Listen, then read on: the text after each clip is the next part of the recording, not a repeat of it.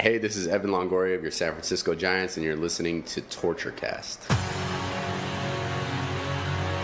You're listening to a podcast by and for fans of the San Francisco Giants. Let's go, Giants! With hosts Willie Dills, Chad King, Ben Lee, and Eric Nathanson. Dedicated to the greatest team in Major League Baseball, the San Francisco Giants. This is TortureCast. Standing on time, not gonna stop. We came to play, ain't slowing down. Falling on, we're here to stay, and we're stopping on whatever's in our way. I'm feeling like a Giant tonight. Buster Posey watching on deck, the 2-2 pitch. High drive! Left field! It is out of here! His sixth hit of the night sends everybody home.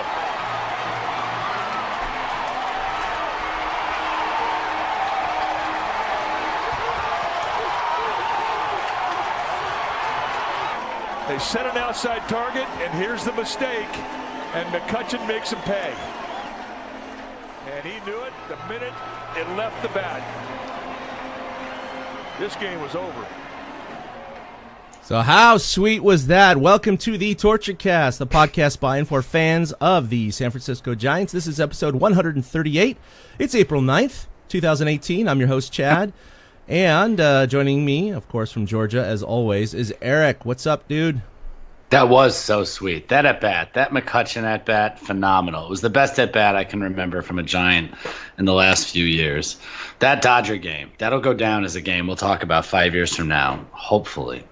No, that was absolutely incredible, and that is exactly what the Giants needed, especially considering this week. We last recorded a week ago, and they've only played 4 games, partially because of off days, and of course they had a rainout Friday night.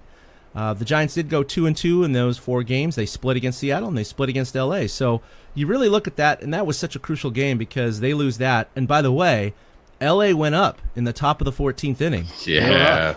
So they were on board for losing that game. Granted, they had runners on first and third, so Cutch gets a sac fly, and the game continues to go on. But that said, if they lose that game, they go 1-3 in this homestand, and that's not what the Giants need right now. And hey, look, it's only 8 games into the season. It's still a brand new season, but like we talked about last podcast and the season preview, as long as they can hover around 500 by the time Shark and especially Mad Bum come back, the Giants are going to be okay, and we'll see what happens after that. But right now they're 4-4, and better yet, the Dodgers are 3-6. So yeah. We'll take that. We'll take that. The Dodgers are in the worst position of the Giants. That Saturday game, though, there's like so much life in the clubhouse, and seeing the way Cutch reacted, like that was like a milestone moment in the season if things break the right way. I think they showed that they're not going to be a team that rolls over and dies by having, certain guys out. Bringing Cutch, Longoria, even Jackson, who's had a couple of hits. But, I mean, what can you say about Andrew McCutchen? The at-bat, just the whole – he's taken on a bit of a leadership role in a way that we didn't know the Giants were missing. And he's feeding off of the crowd as much as the crowd is feeding off of him. Just incredible. I mean, seriously, that was the shot in the arm the Giants needed, and everybody was kind of down after – that 5-4 deficit they were facing going into that bat. And the amazing thing about that, and I know we're skipping a little ahead, but we'll just talk about it now since we're talking about Cutch. But what was his average going into the game? Oh, he was hitting .083 when the game started, and then he went 6 for 7 and shot his batting average all the way up to .258. Which is just phenomenal when you think about it. Like the game was, I watched the game in multiple rooms, doing multiple things. So I made an entire batch of meatballs and salad and ate it all, and cleaned everything up and had dessert, and then did like 2 other things, and then came back and the game is still going. Saturday was just one of those games that goes on and on. And there was so much. Like Chase Utley tied the game with a home run. It had to be Chase Utley. We hate Chase Utley. As you mentioned, they fell behind in the top of the 14th inning, and in the bottom of the 14th inning, not only is Kelby fist one for a base hit, when Joe Panic gets a base hit to right on a ball Kelby has to duck and freeze for a moment to make sure it isn't fielded behind him. He still makes it first to third before Cutch gets up. That was like the talk of it for the 2 minutes before all of a sudden Andrew McCutchen missed the first 2 pitches that he swung at and then didn't miss again. It was unbelievable, just unbelievable Giants team effort. There was everything from all around, and Bochy talked about it after the game, where you want to get everybody involved as a team early in the season so that everybody feels like they're pulling on the same rope, and you don't necessarily ask for a 14-inning game to do it, but if the opportunity presents itself, what the hell? And it kind of turned into that kind of game. Giants picked each other up all over the place, and it was just so much sweeter against the Dodgers. They're 3-3 against the Dodgers after 6 games. That's so much better than most people had expected.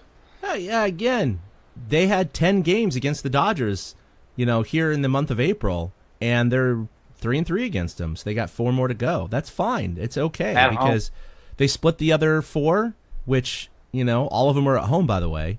They're going to be 5-5, and that's what we wanted right now. And if they could take 3 out of 4, great. If they lose 3 out of 4, it's not the worst thing in the world because they're 4-6 in those 10 games. We just wanted to avoid the 2 or 3 win stretch against the Dodgers, and that was the big thing. So they can come back from a 4-6 record, but that was just huge. And yeah, the fist hit, the other base hit, Kelby had a duck.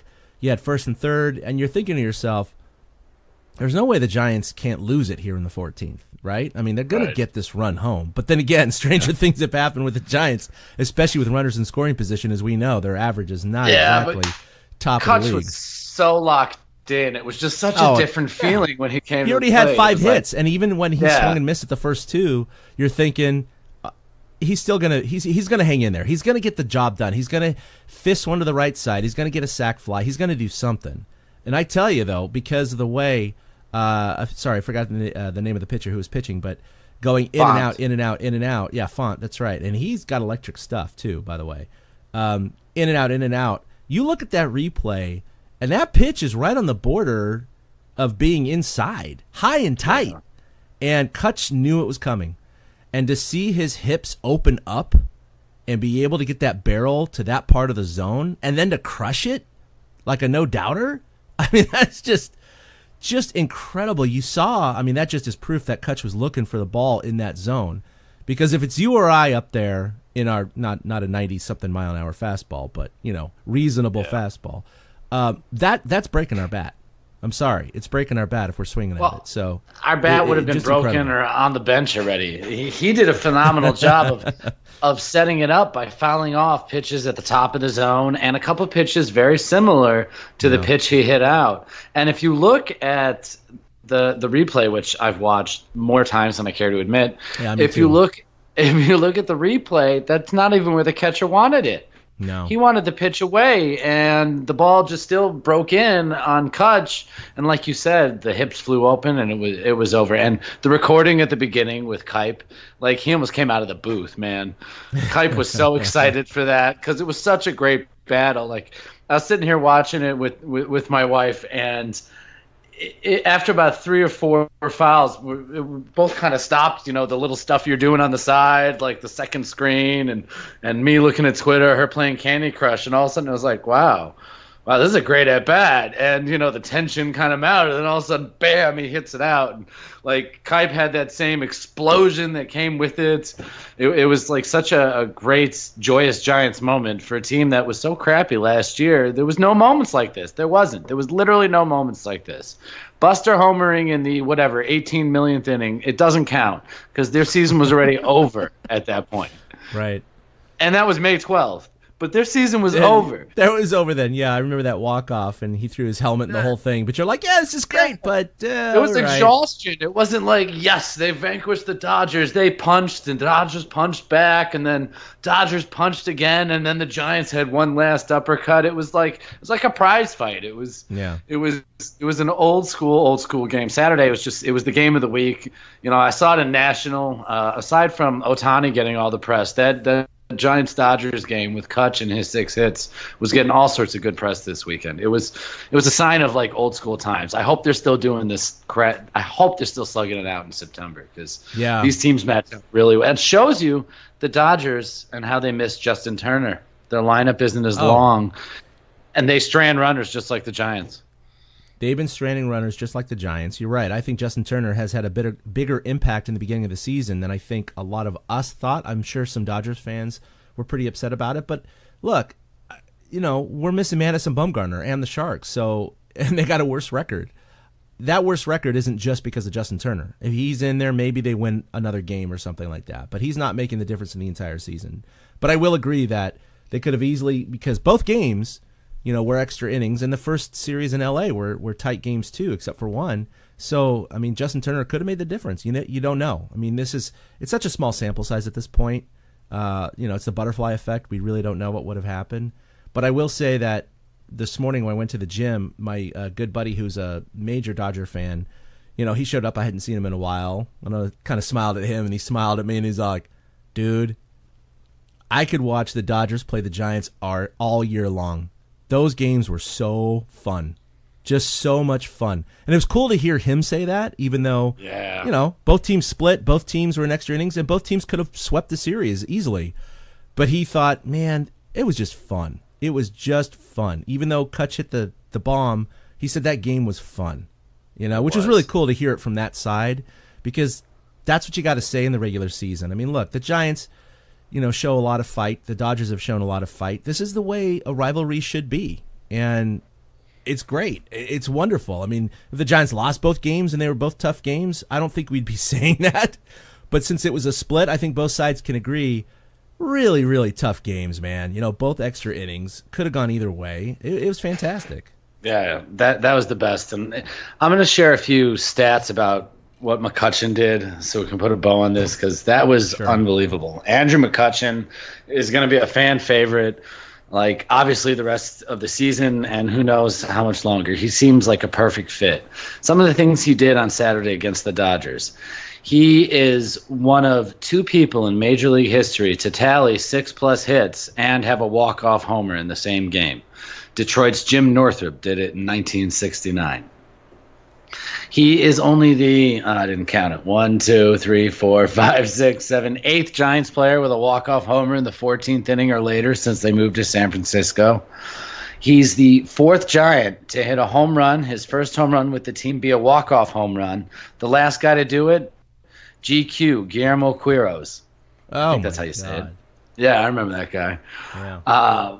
It was the second latest walk-off homer in the Giants and Dodgers series ever. Valmy Thomas had one in 1957 in the 15th inning. And he was the 4th Giants player with a 6-hit game since they moved to San Francisco, and the first to do it at home. The first 2 guys, Jesus Alou went 6 for 6 in 1964 at Wrigley. Mike Benjamin went 6 for 7 in 1995, also at Wrigley for some random ass reason. And then a couple years ago, Brandon Crawford went 7 for 8. I think that tied some Major League record. I'm not sure on that because it's Cutch's day back in 2016. So he's the 4th Giant to hit 6 hits in a game since they moved to San Francisco. Ooh. And he is the first player with a walk-off homer with his team trailing in the 14th inning or later since July 11, 2015, when he also accomplished that same feat against St. Louis. Oh, no kidding. And that's in all of Major League Baseball. Right. So over the last, 3 years, he's the only guy to hit a walk-off homer in the 14th inning or later with his team trailing. Oh, wow. That's pretty cool. I mean, it was such a key thing that the Dodgers took the lead first in that inning. No, think about, the percentage chance the Giants had winning going into the bottom of the 14th were slim to none, because that's how most games end. The top of the inning, the visitor goes up by 1 or more runs, 9 times out of 10 or more, they're going to win. So, and half of the times, or even less than half the times that a team scores a run or more, they're going to tie it, right? They're not going to actually win it. So, Right. The stat that really did surprise me was that he's the first one to do it at home. That's insane as far as the 6 hits is concerned in San Francisco Giants history. In 60 years, he is the first Giant to get 6 hits at home. That's incredible to me. I mean, out of all the years with Mays and McCovey and Will Clark and Kevin Mitchell and, Buster Posey and all these guys, no one's gotten 6 hits at home. That's Robbie weird, Thompson, man. Brett Butler, any of those guys could have you done go it. on Dwight and on and Evans, on. all of them, yeah. So that's pretty cool. So pretty significant history there. So hey, Giants went 2-2. It's not that bad. Could have been worse. The Giants did lose the first game against Seattle, 6-4. The problem with that game, and we'll talk about Ty Blach against the Dodgers. Ty Blach allowed 4 runs in the first inning, and that really, it's not the nail in the coffin, but it puts him significantly far behind. And what's really funny about that game is that Joe Panik hit a home run to make it 4-1 at one point, and that was only the 3rd run. Think about this. This is only less than a week ago. It was the 3rd run of the Giants season. All 3 runs scored via the Joe Panik solo shot. He had scored all 3 runs of the Giants. That's crazy. I don't even know the stats on that. I mean, we already know the stats on the back-to-back 1-0 wins with solo shots by the same guy. Never happened. Right. Or only happened once before, kind of thing. But I wonder how many players have hit 3 home runs to begin a season to score the team's first 3 runs. I don't know if that's ever happened. Yeah, it probably hasn't. That's tough to do because that's really tough to do. I mean, maybe in one game, the first game of the year or something like that. But it was but chances are you're gonna hit like at least a 2-run shot if you hit 3 in one game. Generally somebody's gonna be on base ahead of you. So because it was 1-0, 1-0, then they got shut out the next 2 games in L.A. So it was game number 5. The Giants scored their 3rd run via that home run. So really weird. But the Giants did score a few more runs after that, but they did lose 6-4. The second game against Seattle, this is the offense we want to see. This is the offense we want to see. They clobbered Seattle, and King Felix, nonetheless, who is aging, and he's definitely not the same pitcher he used to be, but he certainly isn't this bad. The Giants ended up scoring 10 runs in the game and ended up hitting 4 home runs, which is incredible. I mean, I don't even know the last time the Giants hit 4 home runs. It's been a while. They hit 3 in 1 inning, actually. And that was the first time since 2015, so it had been a couple of years or 3 years since they had done that, which was great. And Pablo hit a 3-run jack. Obviously, Panik hit his, so the offense was rolling there. So they split that. It's Seattle. They're not world beaters, but at the same time, it's a 2-game series. Got to win the games, right? Yeah. It's weird. After 3 series of baseball, the Giants have split everything. There's no won any series and lost another one to even out. Everything's just like split. Like I look forward to this 3-game series against Arizona, so that the Giants can possibly take 2 of 3. I'm tired of these even numbers. It's getting in the way of this stuff. So a politician would say, we haven't lost a series yet. Yeah, right? yeah. They haven't won one yet either. Like, I'm tired of feeling good about it. But you don't say that. You don't say that. You say, we haven't lost one yet. Forget it. Well, I mean, it's they've only allowed – did you know the Giants have still only allowed 2 home runs, the fewest in baseball? Yeah, I did know that. Yeah. Pretty cool. Yeah, Chase Utley, of course, did it in the game that had to go to extra innings because of him. And it barely went over. And Bellinger did it in L.A., and it also barely went over. Yeah, so they weren't exactly no-doubters. No. But they go back home, of course. Friday night was canceled because of rain, and that was actually the first canceled game at AT&T in 12 years, believe it or not. They've had delayed games. They have not had a postponed game in 12 years. I found that shocking. I thought they were wrong, but I looked into it, and it was correct. So pretty cool. They did reschedule that game for a day-night doubleheader on April 28th when the Giants come back, or the Dodgers come back to AT&T. So that's going to be essentially a 4-game series.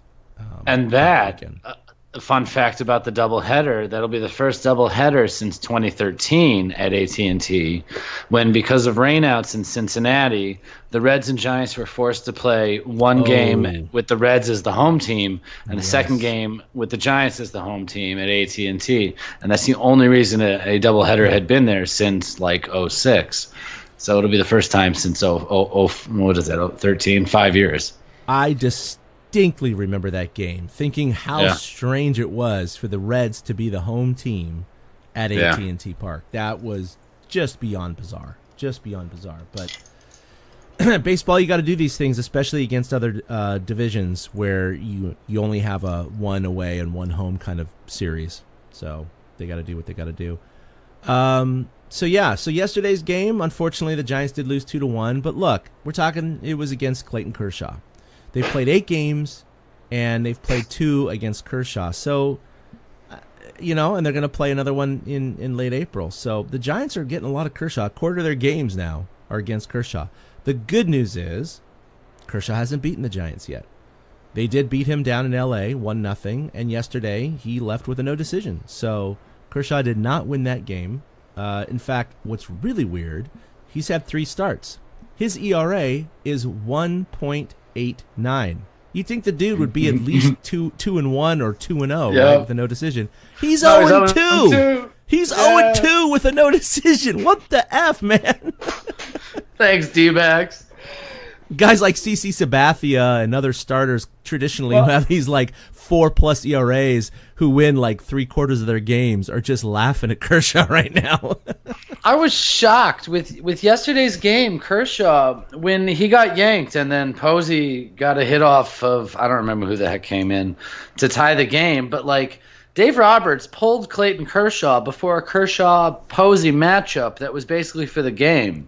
Yeah. And Kershaw was at like 92 pitches. I happened to be taking a shower listening to the game at the moment, and I'm in my bathtub screaming like, what are you doing, man? Let us have Kershaw-Posey. Like, it worked out well for the Giants fans for the moment, But, like, I think that's bad managing. That's under-managing yourself or out-managing yourself by Dave Roberts. There were a couple cracks in his armor this weekend where I felt like Bochy kind of took him to school, and it was a lot of fun to watch.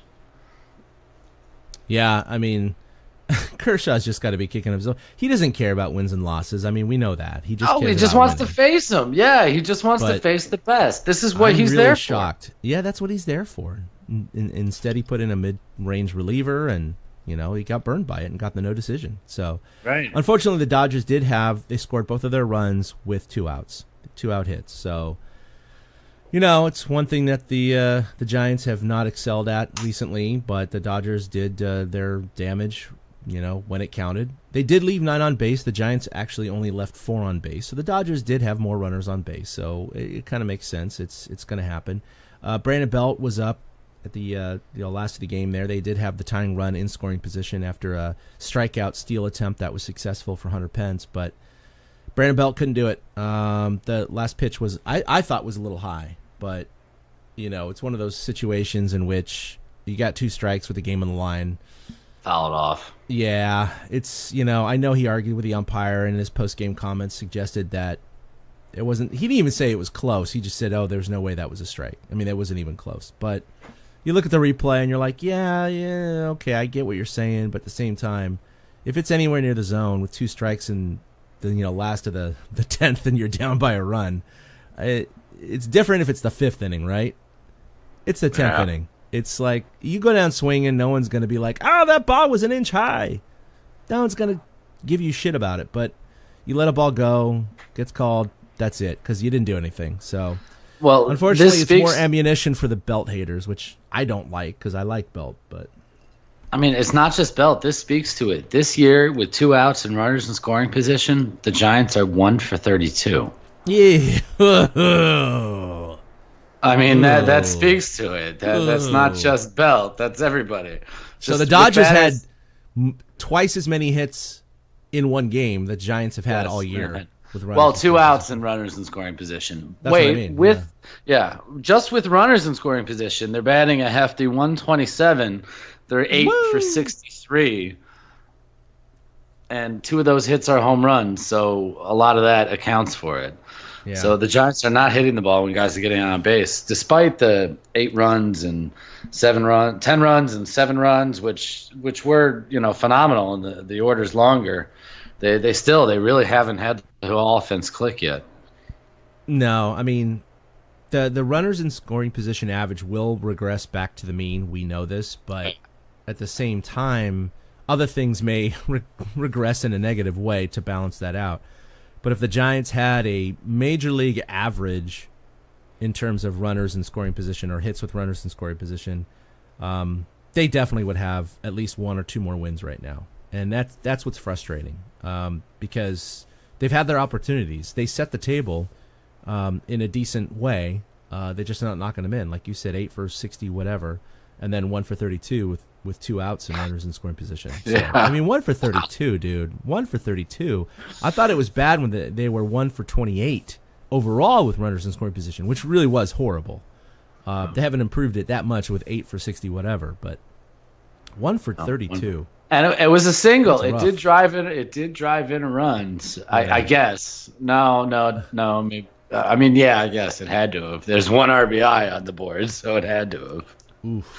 Oof. 1 for 32. I mean, Chris Stratton could hit that, I think. So, so anyway, yeah, the Giants went 2-2 for the week. Not too bad. Let's see. I want to talk about Ty Blach. So he pitched well in L.A., and he pitched well again against L.A. at home. He had the hiccup against Seattle, allowing 4 runs in the first inning. But let's look at what he's done against L.A. I know he's pitched even better against Kershaw. In fact, he was hitting .444 against Kershaw as a hitter going into yesterday's game, which is incredible to me. But he pitched well. He's 2-1 when they face Kershaw, but overall, Blach has a 1.42 ERA versus LA. That's incredible. And we're talking about this is the guy that's replacing Bumgarner right now.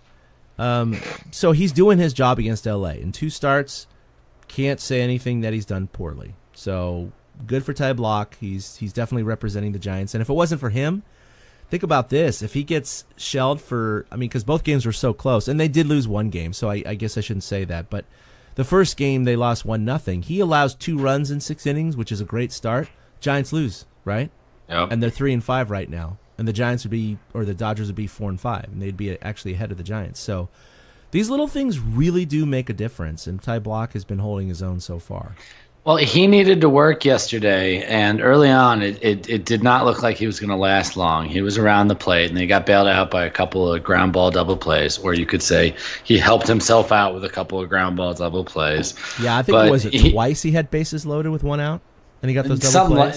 Something like that in the first, it was 2 of the first 3 innings, and then, it was like, oh, shit, he's not going to, sorry, we got an E last time, so let me make sure I don't say that. He it looks like he wasn't going to last, and with the Giants and the bullpen and how everybody pitched the night before, you kind of wanted the starter to go deep, and then he settled down and he gave a few more innings, which is also commendable and things that are not going to be shown in the stats at the end of the year, like you're saying. That's part of what's, I think, kept Ty Blach around at times is how he's got this power over the Dodgers. It's been great. So let's talk about who's hot and who's not.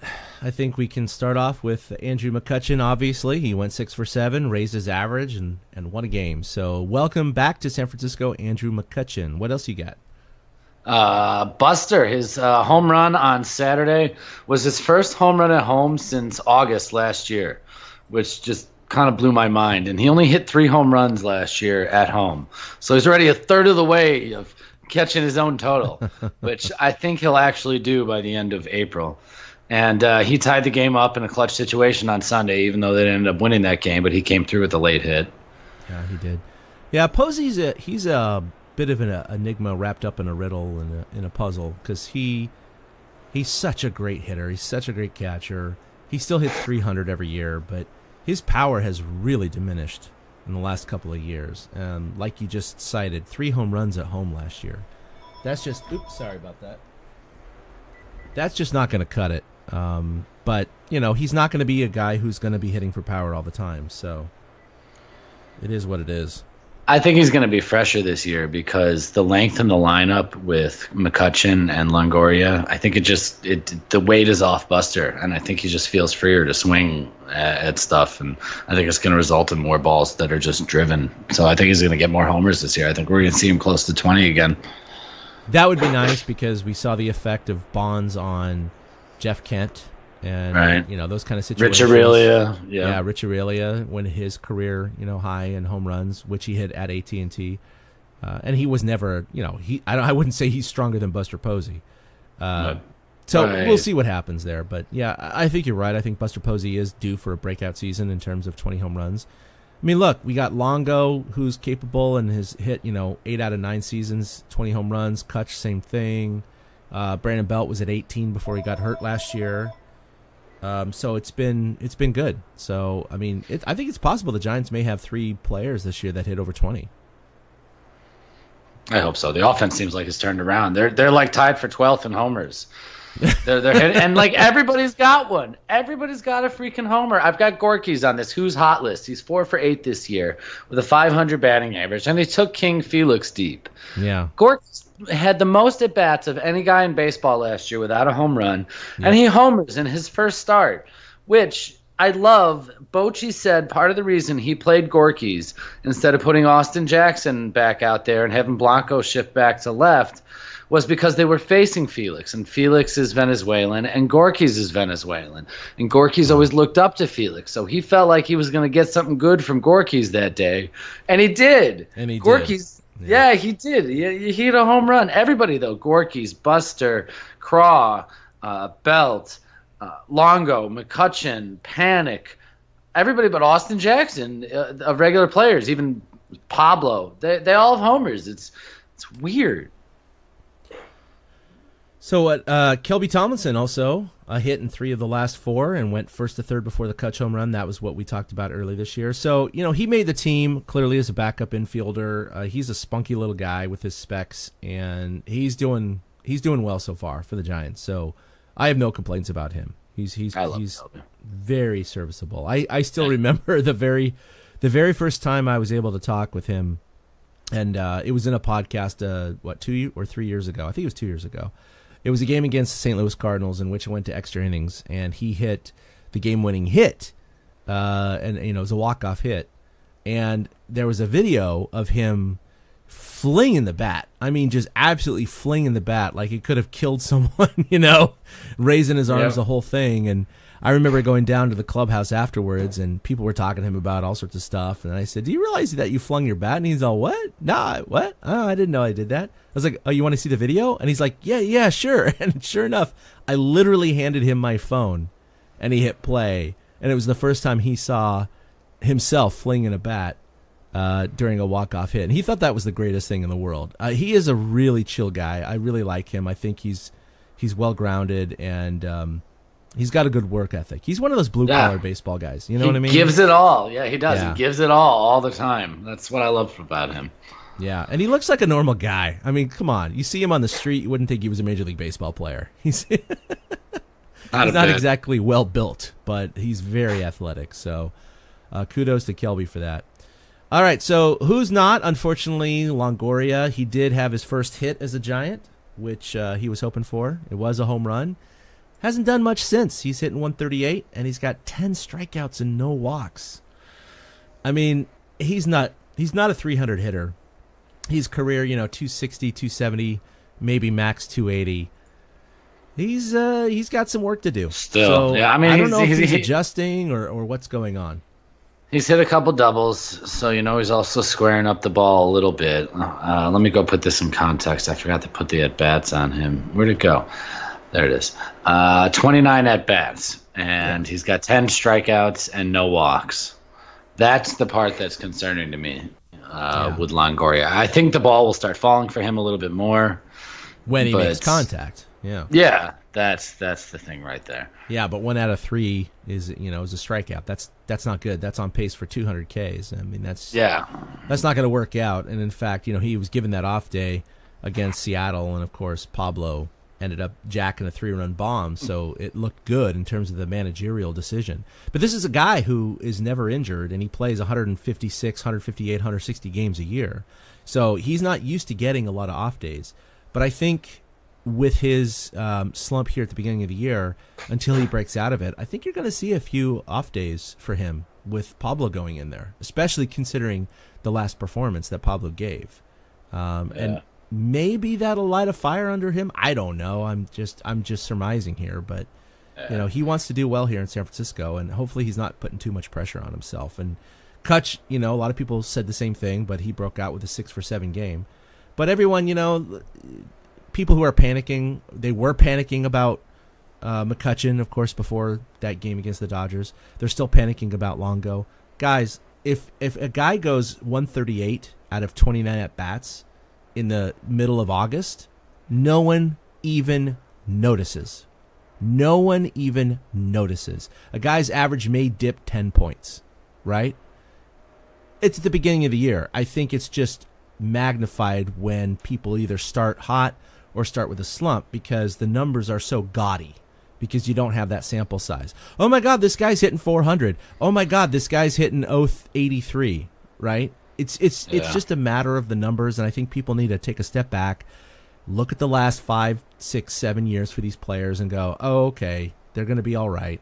Not that the guy won't hit over 250. We don't know that yet. But, if he goes 138 in the middle of the season, no one notices. But he goes 138 at the beginning of the season, that's his batting average. So, it's very glaring. So, Buster Posey has certainly gone 138 or worse in a 29 hit or 29 at-bat stretch in his career. Many times. I guarantee it. But it's just not magnified when it's in the middle of the season. No, and the difference is Longo doesn't get as much of a pass as Cutch because Cutch has personality. Cutch has been on Giants fans' radars for years because we all saw the Pirates back in 2014, and so we all know who Andrew McCutchen is. Longo's this unknown third baseman that used to play in the armpit of America. Like, who the hell knew who Longo was, except he was like the Rookie of the Year one time. And I know the guy hits well, but who wants to watch a game in a warehouse? So I never watched the Rays. So Longo, he's going to come around. He is. He's just wants to get comfortable. He will. I think everybody needs to calm down about that. So you also said, obviously, I guess. Hundley. I mean, I know you say, I guess, 1 for 10 again.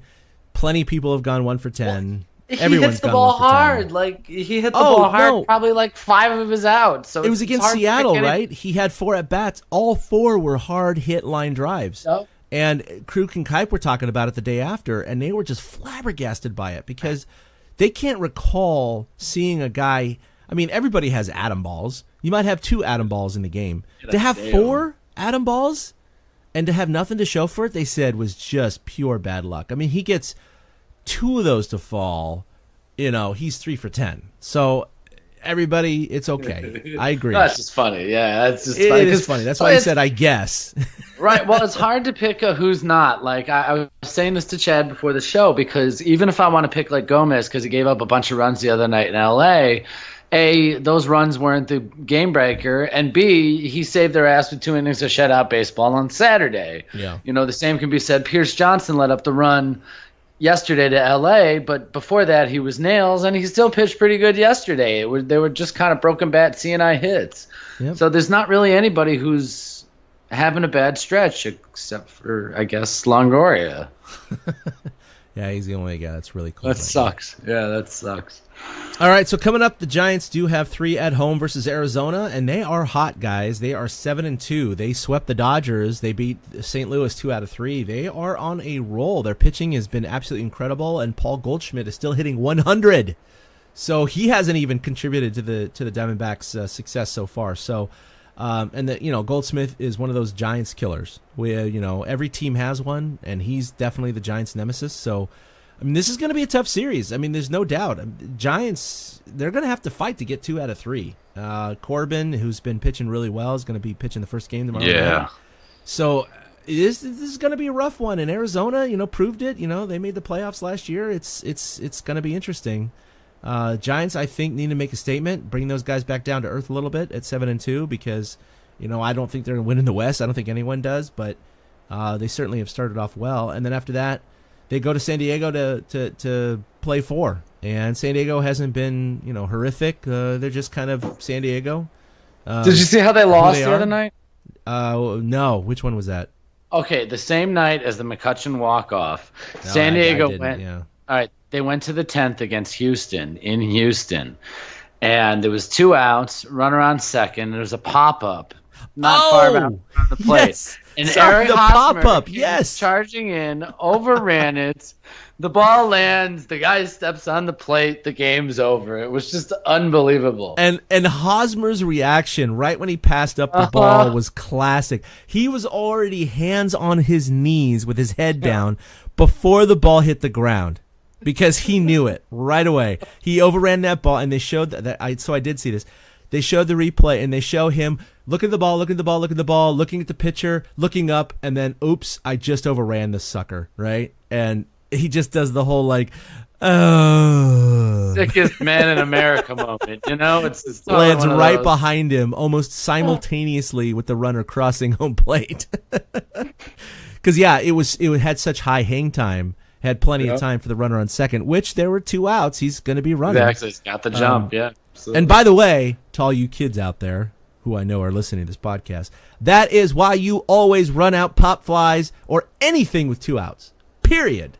You don't care if you think it's going to get caught. You run that stuff out, okay? So, anyway, that was definitely a reason. If that was Barry Bonds on second, might not have scored. That's true. So, yeah, that's right. I did see that. That was pretty incredible. So, hopefully the Giants will win via one of those runs thrown in or errors or something like that. Who cares? Just score 10 runs every game. I'm happy with that. Just do that, because that Seattle game was so amazing, right? Because when they were up 9-0, you're just like, so they got this. This is great. Yep. I can just enjoy the game. There's no stress. There's no stress. They get 2 guys on, and I'm like, I'm not stressed. So normally 2 guys on, I'm stressed. So that was great. All right, so we do this little thing every year. Why we should hate this guy? Gonna say Kershaw again, although he technically hasn't beaten us, and he's limited us to, 2 runs and 2 starts.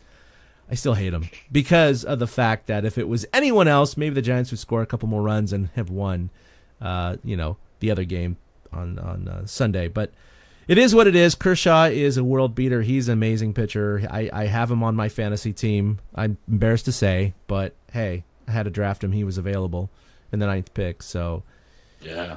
And I don't hate him as a person. I think he's a really nice guy. It's just he is what he is. He's Kershaw. He's good. What are you gonna say? I just wouldn't draft him in my postseason fantasy draft. I wouldn't draft any Dodgers in my postseason fantasy That's draft. right, yeah. No Dodgers in the postseason fantasy draft. So, what about you? I'm going to hate on Kyle Farmer because that kid last year, I believe his first major league hit was a walk-off against the Giants, and then he had the clutch 2-out run-scoring double to win the game in the 10th yesterday for the Dodgers. So Kyle Farmer is turning into some sort of giant killer, and so I want to hate on him now and snuff him out. Not really kill him, but see, because apparently he's got that touch that certain players do, and so I'm ready to hate on Kyle Farmer. He's a nothing. He's a third string catcher.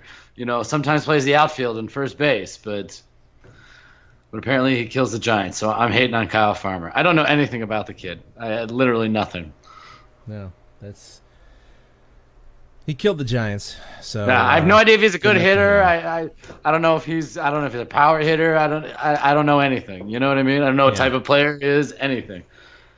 No, absolutely. He could be secretly Nazi. I don't know. And I just I'm gonna hate on Kyle Farmer because he always seems to beat the Giants. Poor Kyle. All right, so that's going to do it for episode 138 of the TortureCast. You can follow us collectively at TortureCast or like us on Facebook at TortureCast. There on Facebook. You can also find us on YouTube. Our podcasts are there. We're also on Podbean, Podomatic, iTunes, Stitcher, Spotify. Thanks. So yeah, we're everywhere. I mean, come on, Google us. You'll find us. If you're listening to us, you already know where we are. So why am I saying this? I don't know. Tell your friends. Tell your friends, exactly. You can follow us individually, myself at ChadK21, Eric at 2 Out Hits, which the Dodgers excelled at this weekend. That's with the number 2. And for Willie and Ben, at Willie Dills and at Fried Duck. So for Eric, this is Chad signing off for episode 138. We'll see you next week for episode 139. See you next time. A-boom. A big thank you to everybody for listening to the Torture Cast, the podcast by and for fans of the San Francisco Giants. Follow us on Twitter at TortureCast. You can also like us on Facebook or check out our blog at torturecast.com. I also want to say thank you to Ashcon and Bailey for letting us use their song Feeling Like a Giant for our intro. For Ben Lee and Chad King, my name is Willie Dills saying, we'll see you next time.